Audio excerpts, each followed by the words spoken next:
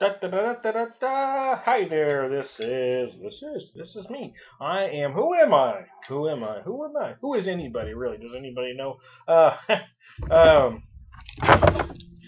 my cat almost knocked my computer down. Oh, this studio has such lax security. Studio. Yeah, y'all know I'm in my kitchen, right? Anyways, I digress. Mendocino Brewing Company. This is Eye of the Hawk Select Ale. Oh, wowzer, wowzer. If you look them up on the internet, we'll show you a California address. But the bottle says it's brewed out of Saratoga Springs, so I'm just guessing at some point there was an ownership change. Who knows, really? Who cares? Is it a good beer? I don't know. Let's find out.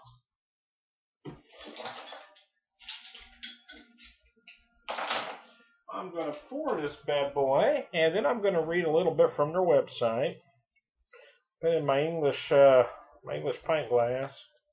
Do like this glass. Like it a lot. I'm going to have to buy some more of them. I found this for $3 at a world market in St. Louis. You gotta love a good $3 glass. But I mean, I love this because it's just, well, I just do. I don't know. I think things taste better out of it. But it's probably my imagination.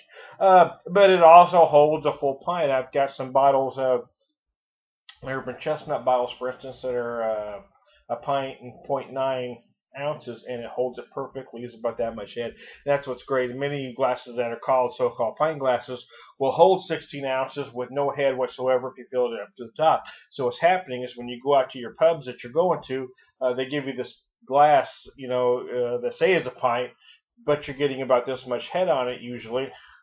And if you pour a 12-ounce container into that glass, that's what you're basically getting a 12-ounce pour most of the time. That's just the truth. That's what I'm here for. I'm here to tell you the truth. That's what I do, people. Um, before I write too long, I want to read some of this website here. Eye of the Hawk is an excellent, rich-bodied ale that is brewed to perfection. Eye is coppery reddish in the color and unique taste. Ooh, very malty aroma, kind of sweet. Uh, Taste is the result of judicious mix of caramel and pale malted barley. Look at that color. It doesn't say it's a pale ale, but sort of a color and malt bill of a pale. Anyway, let me keep reading. Mix of caramel and pale malted barley balanced with cluster cascade and Saaz hops. Okay, that's a nice mix of hops right there. This gives the eye its luxurious flavor, substantial mouthfeel, and slightly dry finish. Eye of the Hawk has garnered a cult following that is enviable. Um, I don't know about all that. A little maltier and less hoppy than a pale. So I guess that's not a pale ale. They just call it the style is an American strong ale style. It is 8%. Not typical for the weather I'm having, but I've actually had this in the fridge for a couple of months and wanted to revisit it again. I found the mix pack for about $14 at a store in St. Louis, so I figure for about 7.5 a 6 pack, it was a heck of a deal. So let me kind of move this here a little bit. Alrighty, yeah, there, I missed you. Yeah, it's a nice beer. Let me show you the bottle again. Eye of the Hawk. Mendocino. What can you say about him? Some folks like him, some not crazy. I don't know if they've ever blown me away. I'm not sure if I've ever drank a beer and said, "Holy crap, that's the best thing I've ever had." But I've never been extremely disappointed either, and that's a good sign.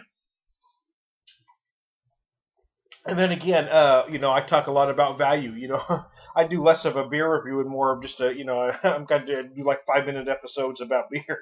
Yeah, I'm going to leave it up to you to come up with 100 adjectives about the type of malt. you know, oh Lord have mercy, stories I could tell you.